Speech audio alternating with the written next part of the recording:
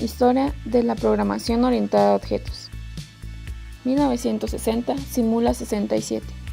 Por Nygaard y Ole Johan. En el Centro de Cálculo noruego.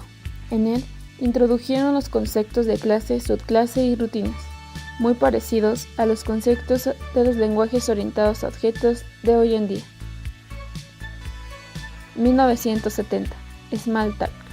Los científicos del Centro de Investigaciones Palo Alto de Xerox crearon el lenguaje Smalltalk, el primer lenguaje orientado a objetos consistente y completo. En él, cada elemento del lenguaje fue realizado un objeto. Este último lenguaje evolucionó a través de varios lanzamientos realizados por PAR. 1970. En 1972 aparece el lenguaje C, creado por Dennis Ritchie y Ken Thompson. 1971. Surge el lenguaje Pascal, que facilitó el aprendizaje de programación a los alumnos. 1980. AT&T Labs amplió el lenguaje C para crear C++. En la misma década, se desarrollaron Objective-C Common Lisp, Object System, Object Pascal, Ada y otros. La programación orientada a objetos ya era vista como un paradigma de programación que viene a innovar la forma de obtener resultados. En 1990 se consolida la PU como una de las mejores maneras para resolver problemas. Aumenta la necesidad de generar prototipos más rápidamente. Surge un desarrollo llamado Java por Microsystem. Su filosofía es aprovechar el software existente, facilitar la adaptación del mismo a otros usos diferentes a los originales sin necesidad de modificar el código ya existente. 1997-1998. Se desarrollan herramientas CASE orientadas a objetos como el diseño asistido por computadora. 1998 a nuestras décadas.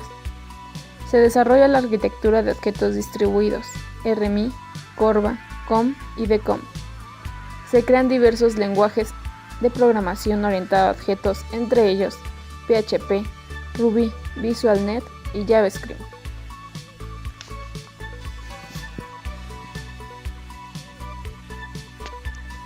La programación orientada a objetos, PU, es una metodología de diseño de software y un paradigma de programación que define los programas en términos de clases de objetos, objetos que son entidades que combinan estado, es decir, datos, y comportamiento, estos procedimientos o métodos. La programación orientada a objetos es un programa con un conjunto de objetos que se comunican entre ellos para realizar tareas y que es un modelo que presenta un subconjunto del mundo real, tal fielmente como sea posible, de modo fácil y natural, donde los objetos van a tener características, atributos y comportamientos, métodos, que a diferencia de los lenguajes procedurales, en donde los datos y los procedimientos se encuentran separados y sin relación alguna. Los lenguajes procedurales utilizan funciones y después les pasan datos, en tanto que los lenguajes orientados a objetos definen objetos y después envían mensajes a los objetos diciendo que realicen algunos de los métodos especificados para el objeto. Entre las ventajas de la programación orientada a objetos es que los métodos están pensados para hacer programas y módulos más fáciles de escribir, mantener y reutilizar, así como que sean modulares y reutilizables parte de los códigos de estos programas. A continuación, se describirán sus mecanismos básicos de la PU, como son objetos, mensajes, métodos y clases.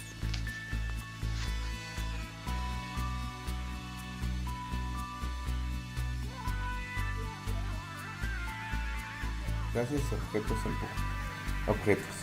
Se puede decir que es un objeto es todo aquello que pueda ser identificable dentro de una especificación de requerimientos o problemas y tenga las siguientes características.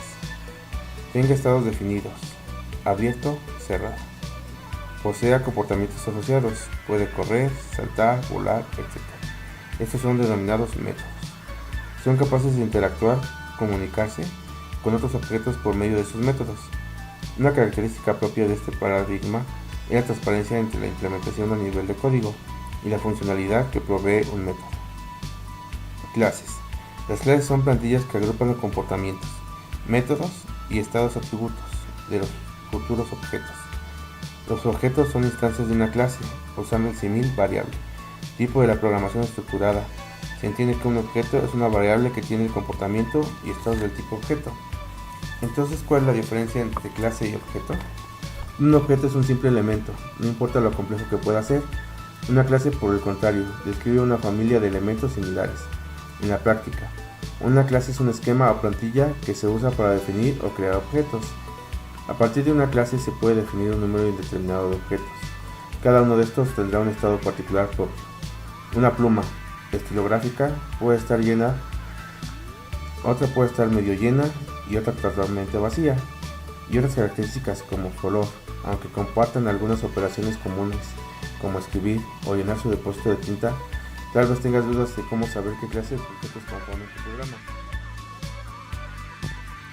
A continuación se les presentará los pilares de la programación orientada a objetos. La programación orientada a objetos tiene varios pilares para asegurar la simplicidad del código y su reutilización. En esta parte les haremos mención de 6 de ellos. La abstracción. Permite identificar las características y comportamientos de un objeto y con los cuales se construirá la clase. Esto quiere decir que a través de este pilar o fundamento es posible reconocer los atributos y métodos de un objeto. Aquí les dejo un ejemplo de ello. La imagen muestra algunas de las características del objeto, en este caso que es un control, y lo podemos escribir como que es un control, es de color negro, que tiene un tamaño específico y tiene una marca específica. Encapsulamiento. Permite el ocultamiento de la complejidad del código, pertenece a la parte privada de la clase y que no puede ser vista desde ningún otro programa. En la imagen podemos ver que la complejidad del código está representado por una caja fuerte, donde se asegura el código. Herencia.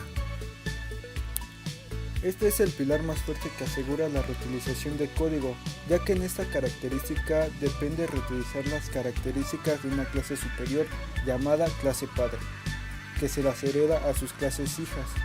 Aquí un claro ejemplo de lo que se les habla. Polimorfismo. Bueno, aquí es posible definir varios métodos a un comportamiento de un objeto bajo un mismo nombre, de tal forma que es posible modificar los parámetros del método o reescribir su funcionamiento. En el ejemplo aquí vemos que todas las figuras tienen algo en común, que es su área. Jerarquía. La jerarquía no es nada más que el orden y la clasificación de los objetos y clases, de tal forma que tienen que tener orden para su objetivo. Modularidad. Es la propiedad que permite subdividir una aplicación en partes más pequeñas, llamadas módulos. Esos módulos tienen que ser tan independientes como sea posible de la aplicación.